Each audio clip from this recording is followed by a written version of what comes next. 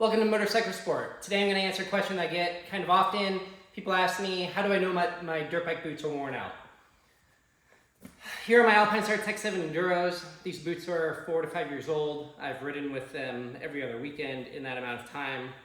If you look at them standing up straight, you notice that they're leaning to the outside. You can take your boot and take the front, and if you can fold it like this, your boot is trash. This boot that I have is no longer any good. Not only can I fold it like a shoe, I can also fold it here on the ankle pretty easily.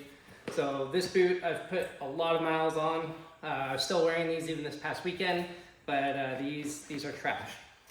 So to compare, here's a new Tech 7 Enduro. Same thing, you take the back, grab the front, and that's about how a new shoe or boot should be. Should be very stiff, very supportive, very hard to push the front to the toe like that. So again, here's my old boot. This is trash. So there's no more ankle support. They're worn out, they're done.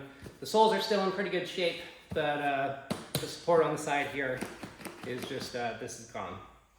So check them out. I got Alpinestars Tech 7s on sale at motorcyclesport.com. Most of them ship same day, if not next day, from multiple warehouses throughout the nation. So check it out. Thank you.